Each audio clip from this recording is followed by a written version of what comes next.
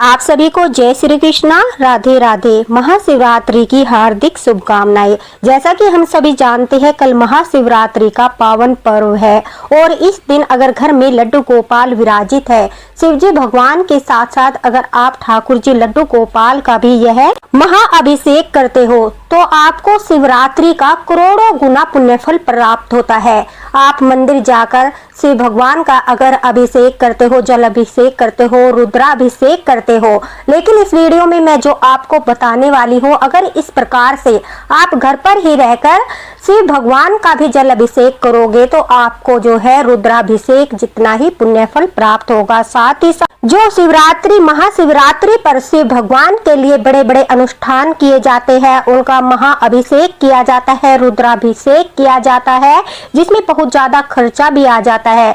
लेकिन यह छोटा सा जो घर पर ही आप अभिषेक करके रुद्राभिषेक जितना ही पुण्यफल प्राप्त कर सकते हो, साथ ही साथ ठाकुर जी का अभिषेक करके भी आप जो है महाशिवरात्रि के पुण्य फल को करोड़ों गुना जो है प्राप्त कर सकते हो।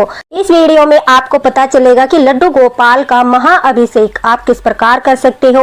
अभिषेक करते समय आपको कौन सी सावधानी बरतनी है, शिव जी भगवान पर भी जल चढ़ाते समय आपको कौन सी गलतियां नहीं करनी है, अन्यथा आपको पुण्य फल की जगह जो है पाप लगेगा। इसलिए इन बातों का ध्यान रखते हुए आपको जो है शिव भगवान का भी जल अभिषेक करना है। साथ ही साथ महाशिवरात्रि की पूजा में जो धतूरा हम इस्तेमाल करते हैं, उस धतूरे का एक अचूक उपाय जिससे आपके घर में पूरे वर्ष कभी भी धन की कमी नहीं होगी, पूरे वर्ष आपके घर में धन की वर्षा होगी, ठाकुर जी की कृपा होगी, माता लक्ष्मी स्थायी रूप से आपके घर में विराजमान रहेगी, वो भी मैं आपको बताऊंगी। तो चलिए शुरू करते हैं आज का यह वीडियो, जिसमें ज्यादा देर न करते हुए सबसे पहले मैं आपको बता देती हूँ कि महाशिवरात्रि का पर्व जो है 15 तारीख को मनाया जाएगा और जो यह महाअभिषेक शिव भगवान का किया जाएगा, ठाकुर जी का भी आप अगर करते हो तो सुबह 8 बजे से लेकर दोपहर के 12:30 बजे तक आप जो है यह जल अभिषेक कर सकते हो।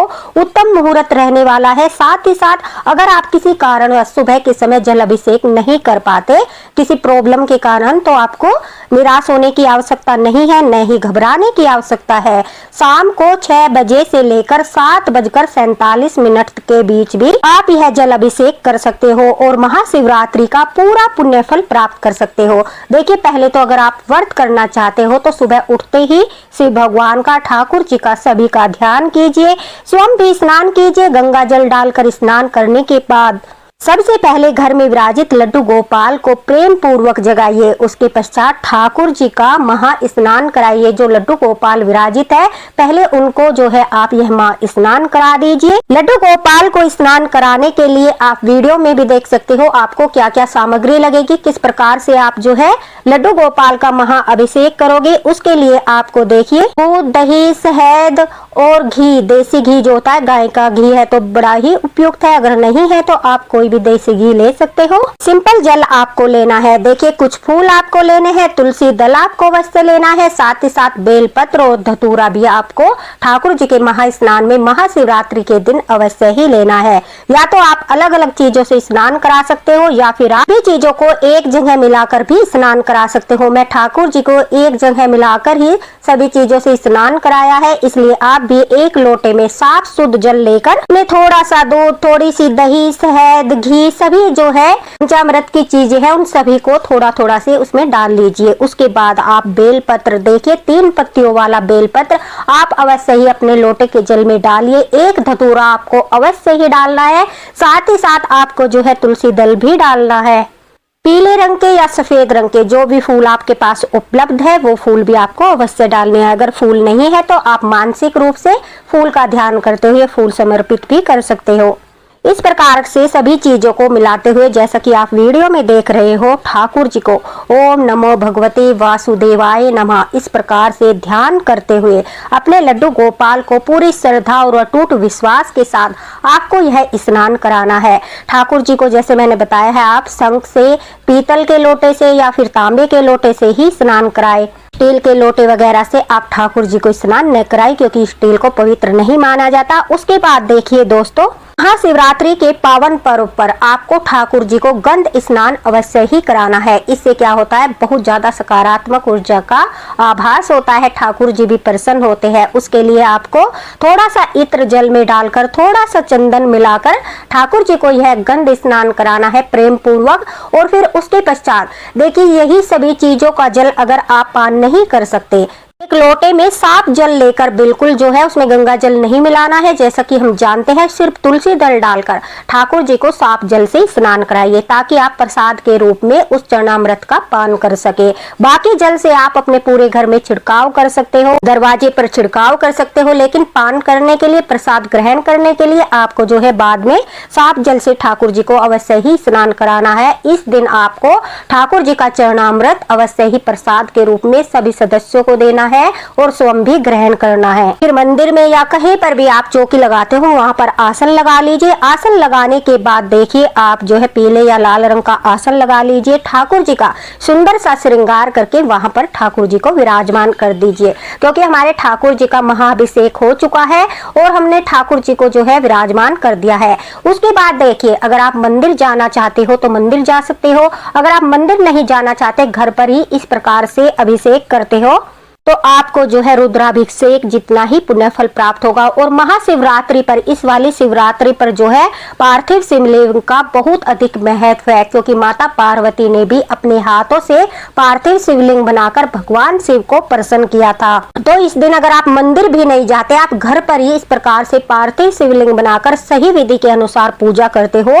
तो आपको बहुत ज्यादा पुण्य फल की प्राप्ति होती है। ठाकुर जी के साथ साथ आप पार्थिव शिवलिंग बनाकर घर पर ही पूजा करते हो, तो आपका महाशिवरात्रि का पुण्य फल करोड़ों गुना बढ़ जाता है। साथ ही साथ ठाकुर जी का, महालक्ष्मी का और सभी का आशीर्वाद, शिव भगवान का, पार्वती माता का आशीर्वाद आपको प्राप्त होता है। जैसा कि आप वीडियो में देख सकते हो, मैंने छोटा सा पार्थिव शिवलिंग बनाया है, गणेश जी भगवान बनाए हैं, साथ ही साथ मैंने कार्तिकेय, पार्वती माता और छोटे से वृषभ भगवान का स्वरूप देकर पूरा शिव परिवार बनाया है। इस प्रकार से बनाकर आप जो है छोटे छोटे से पिंडी रूप बना सकते हो। ज्यादा अच्छा बनाने की कोशिश करने की आवश्यकता नहीं है, पिंडी रूप ही मान्य होता है। तो आप पिंडी रूप बनाकर, छोटा सा आकार बनाकर इस प्रकार से भी आप जो है सभी के नाम से स्थापित कर सकते हो। फिर उसके बाद सभी को ठाकुर जी के पास वहीं पर चौकी पर रख लीजिए और पूरे शिव परिवार का आवाहन कीजिए। उन्हें जो है विराजमान होने के लिए मन ही मन सभी का नाम लीजिए। ओम श्री गणेशाय नमः, ओम नमः शिवाय, ओम पार्वती माताय नमः, ओम कार्तिकेय भगवान नमः, ओम वृषभ भगवान नमः। इस प्रकार से आप सभी को आमंत्रित कीजिए और फिर जो है वो फूल वहीं पर आपने जहाँ पर शिवलिंग बनाई है वहीं पर छोड़ दीजिए। इससे हमारे जो है शिव भगवान अपने परिवार के साथ वहाँ पर विराजमान हो जाएंगे। उसके बाद हम यह अभिषेक शुरू करते हैं। जिस प्रकार से हमने ठाकुर जी का जल अभिषेक किया था, उसी प्रकार से हम शिव भगवान का भी अभिषेक करते हैं। सबसे जरूरी बात देखिए, अगर आप मंदिर में भी जाते हो या घर पर भी जल अभिषेक करते हो, तो भगवान शिव को महाशिवरात्रि पर यह जल अर्पित करते समय आपको दिशा का विशेष ध्यान रखना है। शिव महापुराण के अनुसार शिवलिंग पर जल चढ़ाते समय जो भक्त होते हैं, उन्हें उत्तर दिशा की ओर मुख करके खड़ा होना चाहिए। उत्तर दिशा को भगवान शिव का बाया अंग माना जाता है, जो माता पार्वती को समर्पित है। आपको पूर्ण फल प्राप्त होता है। कौन सी दिशा में आपको मुख नहीं करना है, देखिए, जो शिव महापुराण में भी उल्लेख मिलता है, शिवलिंग पर जल चढ़ाते समय आपको पूर्व दिशा की ओर मुख करके जल नहीं चढ़ाना है। कहते हैं कि पूर्व दिशा भगवान शिव का मुख्य प्रवेश द्वार माना गया है। इस ओर मुख करके अगर आप जल अर्पित करते हो तो उनके मार्ग में बाधा उत्पन्न होती है। अब जल कैसे चढ़ाना है, सबसे पहले उत्तर दिशा की ओर मुख करके जो जल हरी हम बनाते हैं, दाई ओर जल चढ़ाए, जहां पर हमने गणेश जी भगवान को स्थान दिया है। यानी सबसे पहले हम शिव परिवार में गणेश जी भगवान को जल समर्पित करते हैं। ओम श्री गणेशाय नमः मंत्र का जाप करते हुए गणेश जी भगवान को हम जल समर्पित करते हैं। उसके बाद जो है हम शिव भगवान के मध्य भाग में जो है हम जल चढ़ाती है, जो भगवान शिव की पुत्री अशोक सुंदरी से संबंधित माना जाता है।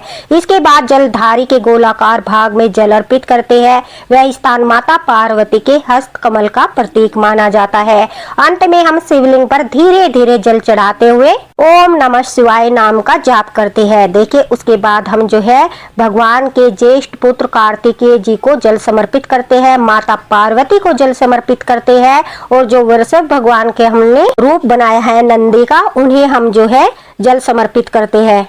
इस प्रकार से जल चढ़ाने की विधि मैंने आपको बता दी है। और अभिषेक किस प्रकार से करना है देखिए। सबसे पहले हम जो है शहद से अभिषेक करते हैं। और अगर आपको कोई मंत्र नहीं आता तो ओम श्री गणेशाय नमः, ओम नमः शिवाय, ओम कार्तिकेय नमः, ओम पार्वती माताय नमः, ओम नंदी नमः, इस प्रकार से आप बोलते हुए सभी को जो है बारी बारी से अभिषेक कर सकते हो।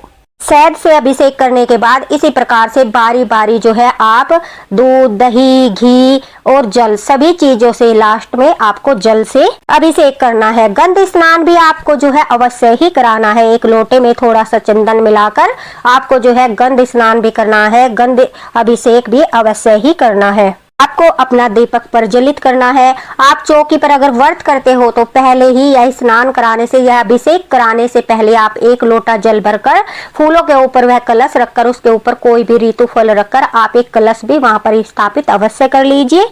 उसके बाद यह अभिषेक कीजिए, ठीक है। उसके बाद अभिषेक करने के बाद अपना दीपक जो है प्रज्वलित कर लीजिए, सभी को धूप दीप आरती दिखाते हुए। फिर आपको जो है अन्न से अभिषेक करना है। कहते हैं कि महाशिवरात्रि के दिन अन्न से अभिषेक करने से आपके घर में कभी भी अन्न की कमी नहीं होती। माता पार्वती को अन्नपूर्णा भी कहा गया है। अगर कोई भक्त इस दिन अन्न के द्वारा शिव भगवान और पार्वती माता का अभिषेक करता है तो उसके घर में हमेशा माता अन्नपूर्णा की जो है कृपा बनी रहती है। कभी भी उसके घर में अन्न की कमी नहीं होती। उसके घर में इतने अन्न के भंडार भरे रहते हैं कि वो दूसरों को भी अन्न का दान करते करते थक जाएगा, लेकिन उसके घर में कभी अन्न की कमी नहीं होगी। अन्न का अभिषेक करने के लिए आप कोई सी भी 5 दालें, सिर्फ मसूर की दाल नहीं होनी चाहिए, साबुत काली उड़द की दाल ले सकते हो, आप मूंग की दाल ले सकते हो, चावल टूटे हुए नहीं होने चाहिए, चावल ले सकते हो, की दाल आप ले सकते हो। यानी 5 दालें, आप कोई भी मसूर की दाल नहीं होनी चाहिए। 5 दाल लेकर आप जो है यह बारी बारी से गणेश जी भगवान, शिव शंकर भगवान, कार्तिकेय, पार्वती माता सभी को जो है मंत्र बोलते हुए, जिस प्रकार से हमने जल अभिषेक करते समय मंत्र बोला था, इसी प्रकार से आपको अन्न अभिषेक अवश्य ही करना है।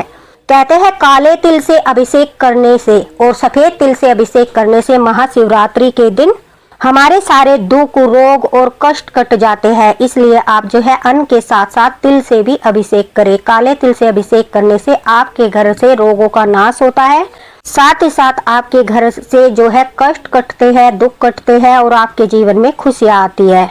इस प्रकार से अभिषेक करने के बाद आपको जो है सभी को तिलक लगाना है। शिव भगवान को, शिव जी भगवान को, कार्तिकेय और वृषभ को हम जो है चंदन से तिलक करेंगे। माता पार्वती को हम सिंदूर से तिलक करते हैं। साथ ही साथ वस्त्र रूप में सभी को हम कलावा समर्पित करते हैं। वस्त्र रूप में हम ठाकुर जी को, लड्डू गोपाल जो हमारे विराजमान है, उन्हें भी वस्त्र रूप में कलावा अवश्य ही समर्पित कीजिए। उसके बाद देखिए आपको जो है माता पार्वती और शिव भगवान का जो हमने पार्थिव रूप बनाया है, एक कलावा जो है दोनों के ऊपर से लपेटते हुए, जैसे गठबंधन होता है, इस प्रकार से दोनों के ऊपर से एक कलावा अवश्य ही रख दीजिए।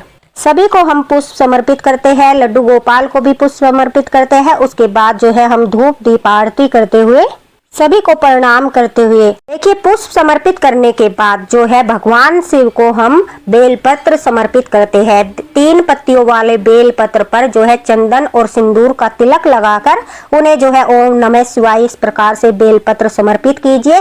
साथ ही साथ ठाकुर जी को भी आपको बेलपत्र अवश्य ही समर्पित करना है। और देखिए अब धतूरा, आप काफी बार जो है सीधे सीधे धतूरे को समर्पित कर देते हो, लेकिन अगर धतूरे को आप हल्दी में, जैसा कि आप वीडियो में देख रहे हो, हल्दी में पूरी तरह से डुबाकर आप समर्पित करते हो, यही हल्दी में डूबा हुआ जो हमारा धतूरा है, इसी से हमारे घर में धन की वृद्धि होती है। तो हल्दी में पूरा डुबोकर जो है आप धतूरे को शिव भगवान को समर्पित कीजिए और एक धतूरा ठाकुर जी के चरणों में अवश्य ही समर्पित कीजिएगा। इस धतूरे को हल्दी लगाकर समर्पित करना बिल्कुल भी मत भूलिए। अगर आपके पास भांग है तो वो भी सिर्फ शिव जी भगवान को आप समर्पित कर सकते हो, नहीं तो धतूरा और बेलपत्र समर्पित करने से ही शिव भगवान बहुत अधिक प्रसन्न होते हैं। कहते हैं कि जब समुद्र मंथन के समय विष भगवान ने ग्रहण किया था तो उस समय धतूरा ही उन्हें शीतलता प्रदान करता है, इसलिए धतूरे का विशेष महत्व है। इस दिन धतूरे को जो है शिव भगवान को अवश्य ही समर्पित करना चाहिए और ठाकुर जी के चरणों में भी एक धतूरा अवश्य ही समर्पित करना चाहिए। इसका महत्व कब बढ़ जाता है, जब हम इसे बिल्कुल हल्दी में डुबाकर समर्पित करते हैं। उससे जो है बेर का बहुत अधिक महत्व होता है। इस दिन बेर के फल का विशेष महत्व होता है। तो आपको बेर के फल अवश्य ही लाने हैं। तो आप मौसमी फल भी भोग लगा सकते हो, लेकिन बेर का भोग लगाने से कहते हैं हमारे सारे संकट दूर होते हैं, हमारे कष्ट कटते हैं और ठाकुर जी भी इस दिन बेर का भोग लगाने से प्रसन्न होते हैं। तो आपको बेर का भोग फलों में अवश्य ही लगाना है। और कोई ऋतु फल है उन सभी का भी भोग आप लगा सकते हो। केला, सेब, संतरा, जो भी आपके पास है ऋतु फल का भोग लगा दीजिए, बेर का भोग लगाइए। आपके घर में जो भी मिठाई है, मिठाई का भोग ठाकुर जी को, गणेश जी भगवान को, शिव जी भगवान को, सभी को आप जो है बेसन के लड्डू, मोतीचूर के लड्डू या फिर तिल के लड्डू या किसी भी प्रकार की मिठाई का भोग लगा सकते हो। अगर मिठाई भी नहीं है तो मिश्री का भोग लगा दीजिए। अगर मिश्री नहीं है तो पतासे का भोग भी आप लगा सकते हो, लेकिन आपको मीठे का भोग अवश्य ही लगाना है। माता पार्वती को और राधा रानी का ध्यान करते हुए आपको श्रृंगार अवश्य ही समर्पित करना है। महाशिवरात्रि के दिन माता पार्वती को 16 श्रृंगार समर्पित किए जाते हैं। अगर आपके पास 16 श्रृंगार नहीं है तो सिर्फ 5 या 7 श्रृंगार या 11 श्रृंगार भी आप माता पार्वती को और राधा रानी को समर्पित। और देखिए, यह श्रृंगार जो है सुहागिन स्त्रियां अवश्य ही समर्पित करें, क्योंकि कहते हैं इस दिन माता पार्वती को सुहाग की चीजें समर्पित करने से अखंड सौभाग्यवती भव का आशीर्वाद प्राप्त होता है। अब देखिए, अगर आप व्रत करना चाहते हो तो अपने व्रत का संकल्प लीजिए। अगर आप व्रत नहीं करते हो तो फिर भी यह पार्थिव शिवलिंग बनाकर महाशिवरात्रि के दिन इसी प्रकार से अभिषेक कीजिए। सच मानिए, आपको रुद्राभिषेक जितना ही पुण्य फल प्राप्त होगा। कई लोग जो है 4 पहर तक अभिषेक करते हैं, यानी प्रथम पहर में वो शहद से अभिषेक करते हैं, दूसरे पहर में वो दूध से अभिषेक करते हैं, तीसरे पहर में वो घी से अभिषेक करते हैं, चौथे पहर में वो जल से अभिषेक करते हैं, यानी गंगा जल से। जब आप शिव भगवान का अभिषेक करते हो तो उनके जल में गंगा जल अवश्य ही मिलाए। ठाकुर जी को स्नान कराते समय गंगा जल न मिलाए। तो देखिए, हम गृहस्थ में रहते हैं, हमारे पास जो है इतना ज्यादा समय नहीं है कि हम चारों पहर पूजा में ही बैठकर अभिषेक करते रहे, क्योंकि यह बहुत ही ज्यादा विधि विधान के साथ और काफी समय के लिए किया जाता है। इसलिए हमने सभी अभिषेक जो है एक ही साथ एक बार में ही कर दिया है, उससे भी उतना ही पुण्य फल प्राप्त होता है। बस आपको यह अभिषेक 8 बजे से लेकर 12 बजे तक कर लेना है। अगर इस समय नहीं कर पाते तो संध्या के समय मैंने जो समय बताया है उस समय आप कर सकते हो। यह सभी पूजा करने के पश्चात जो है अपनी आरती कीजिए। आप जो है भगवान शिव की आरती कीजिए, ओम नमः शिवाय के जाप कीजिए, राधे राधे के जाप कीजिए। जो भी जाप आप करते हो, जाप करते हुए आप अपनी पूजा को संपूर्ण कीजिए। शिव महापुराण का अध्याय भी आप कर सकते हो। महाशिवरात्रि की कथा आपको अवश्य पढ़नी है। साथ ही साथ शिव पार्वती विवाह की कथा भी आप पढ़ते हो, उससे पुण्य फल की प्राप्ति होती है। तो जितनी पूजा पाठ आप करना चाहते हो, आपके समय के अनुसार जितनी आप कर सकते हो वो कर लीजिए। अन्यथा इतना भी आप कर लेते हो तो आपको महाशिवरात्रि का बहुत यानी करोड़ों गुना पुण्य फल प्राप्त होता है। बहुत ही अच्छी पूजा विधि है, शास्त्रीय विधि है और पूरी संपूर्ण विधि है। अगर इस प्रकार से आप पूजा करोगे तो यकीन मानिए आपको महाशिवरात्रि का पूरा फल प्राप्त होगा।